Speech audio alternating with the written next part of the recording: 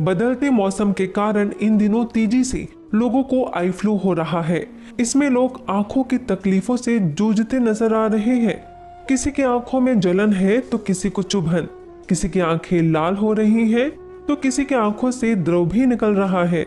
तो आइए हम विशेषज्ञों से जानते हैं कि यदि आपको भी इस तरह के कोई लक्षण नजर आ रहे हैं तो उसमें आप क्या सावधानी बरतें और कैसे जानें कि ये कौन सी बीमारी है।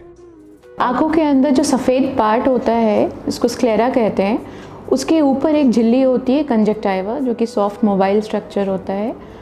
उसमें अगर इन्फेक्शन हो जाए किसी भी वजह से तो उसको कंजक्टिवाइटिस बोलते हैं।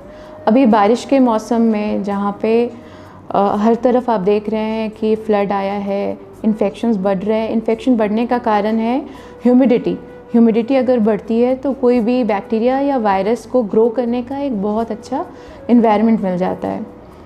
और अगर हमने हाइजीन मेंटेन नहीं किया है किसी भी तरह से, हमारे हैंड टच से अगर हमने आँखों को बार बार मसल लिया है गंदे हाथों से, तो हमें वो इन्फेक्शन आँखों के अंदर आ जाती है और फिर इससे पेशेंट को रेडनेस यानी आँखों का लाल होना, आँखों में खुजली होना, पानी आना, आँखों का सूजन, दर्द होना, ये सब महसूस होती है। इसको इन होल हम आम भाषा में पिंक आई बोलते हैं, आई फ्लू बोलते हैं। कंजंक्टिवाइटिस, जिसे हम आई फ्लू या पिंक आई भी कहते हैं, ये खासकर बारिश के मौसम में अपना ज्यादा असर दिखाता है। ऐसे में आप किस तरह से अपनी संभाल करें, इसके बारे में जानते हैं। पेशेंट ज़्यादातर इसका रेड आई लेकर प्रेजेंट करता है। मोस्टली पेशेंट को रेडनेस काफ़ी ज़्यादा होती है आँखों के अंदर। रेडनेस के साथ साथ पेशेंट इचिंग का कंप्लेन करते हैं, आँखों से पानी आने का कंप्लेन करते हैं, सूजन आ जाती है। अगर सेकेंडरी इन्फेक्शन हो गया तो फिर डिस्चार्ज, मतलब आँखों के अंदर से कुछ स्टिकी सब्सटेंस भी आता है। ये सब सारी चीज़ें हो सकती हैं। काफ़ी दर्द भी महसूस हो सकता है पेशेंट को। तो अगर किसी पेशेंट को ऐसा होता है तो सबसे पहले उसे अपने आप को दूसरे परिवार वालों से अलग कर लेना चाहिए, ताकि उनका कोई भी टच किया हुआ सामान कोई और यूज़ ना करे और उनको फैल ना जाए। कहीं भी किसी भी छोटे से कॉन्टैक्ट से भी हो सकती है। अगर आपने किसी से बात करते हुए हाथ मिला लिया तो उससे भी हो सकती है। तो ये एक्चुअली देखने से नहीं फैलती है, उसके किसी ना किसी तरह के कॉन्टैक्ट से होती है। अगर आपने उसके यूज़ किए हुए टॉवल को या हैंकरचीफ को यूज़ किया है, उसने अगर किसी भी सरफेस को टच किया है और आपने वहाँ पे टच किया तो उससे हो सकती है।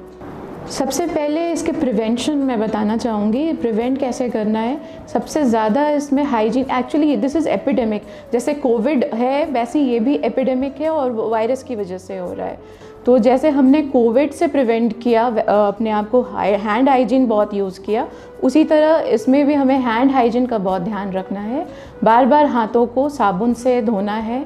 अगर आप साबुन पानी से नहीं धो पा रहे हैं तो आप सैनिटाइज़र का यूज़ रेगुलर यूज़ करें। किसी से भी अगर मिलते हैं तो कोशिश करिए हाथ कांटेक्ट में ना आए।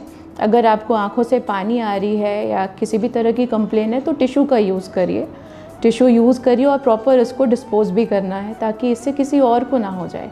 प्रोटेक्टिव ग्लासेस, इसमें फ़ायदा पेशेंट को करता है कि उसकी वजह से धूप में पेशेंट को चलने में तकलीफ़ आती है, क्योंकि हमारा कॉर्निया भी इन्वॉल्व हो जाता है। तो उससे पेशेंट को धूप में बहुत तेज़ धूप की महसूसता होती है, तो वो हमें उससे प्रोटेक्ट करता है। बिल्कुल, अगर हमें ऐसे किसी तरह की तकलीफ़ की महसूसता हो रही है तो ओवर द काउंटर मेडिसिन आपको नहीं लेना है, आपको डॉक्टर से दिखाना है, क्योंकि ये बहुत तरीके का हो सकता है। आपको कौन सी मेडिसिन सूट करेगी और कितनी जल्दी इससे इलाज आपका संभव हो पाएगा वो एक डॉक्टर बता सकता है। ओवर द काउंटर मेडिसिन लेने से इससे नुकसान भी हो सकता है आपका, अगर कोई और तरीके की दवाई आपको दे दी गई हो तो। इसलिए बेटर है जब भी कोई कंप्लेन इस तरह की हो तो आप डॉक्टर से कंसल्ट करके और मेडिसिन लें। ये बिल्कुल सेफ़ नहीं है। अगर एक ही मेडिसिन सभी को यूज़ कर रहे हैं तो जिनको इन्फेक्शन नहीं भी है उनको भी होने के चांसेस होते हैं, क्योंकि वो ड्रॉप जो हम यूज़ कर रहे हैं, आई ड्रॉप जो यूज़ कर रहे हैं, उसका टिप कहीं ना कई बार गलती से टच हो जाती है आईलिड के अंदर और उससे हम दूसरे को इन्फेक्शन ट्रांसमिट कर सकते हैं।